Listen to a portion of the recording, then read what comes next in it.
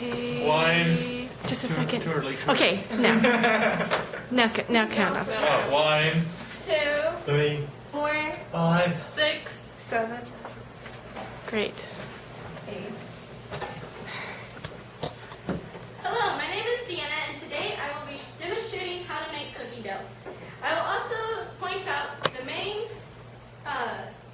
mistake that most people usually make. First off, you should start off with clean hands and clean dishes. According to assortment.com, the best way to do this is to make sure you wash with hot water, soap, and 1 cup of bleach. Next, you will need to gather your ingredients. You will need 2 cups of chocolate chip, 2 1/4 cup of flour, a half a teaspoon of salt, and a teaspoon of baking soda, 2 eggs, 3/4 cup of light brown sugar, 3/4 cup of sugar, and 1 teaspoon of vanilla.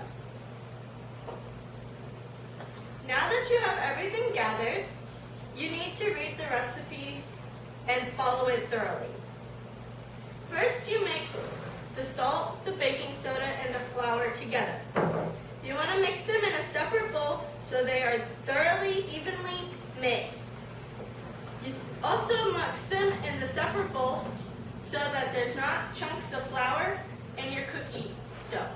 This is the common mistake that most people make when making cookie dough. Next, in a separate bowl, you will mix your sugars,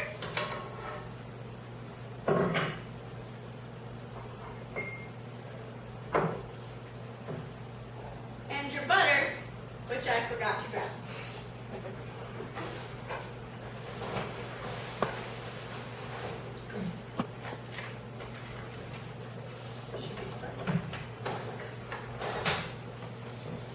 It's 1 cup of butter.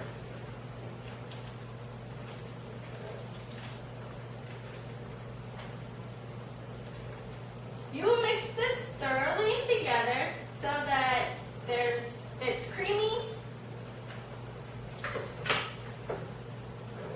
and you're adding your vanilla.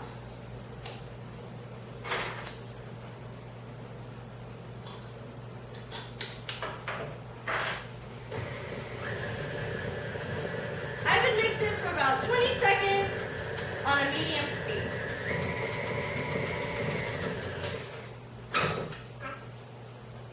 Once this is thoroughly mixed, you add your eggs.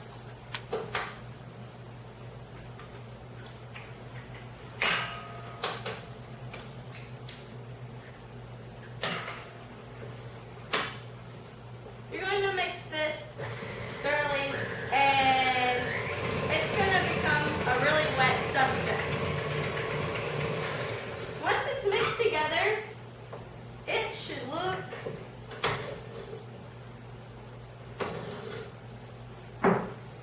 like this. You see that it's all mixed together and none of the sugar is shown.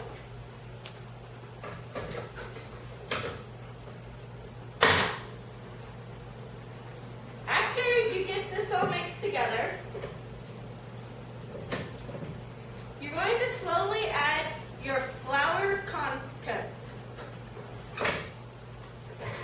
You're going to add this slowly and make sure it's mixed all the way.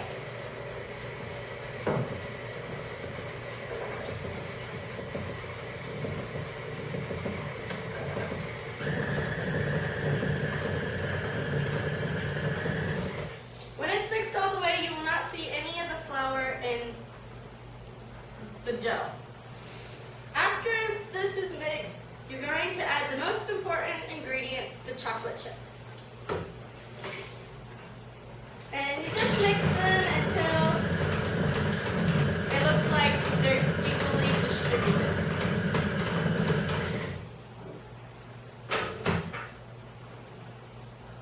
Finally, your cookie dough is ready to bake.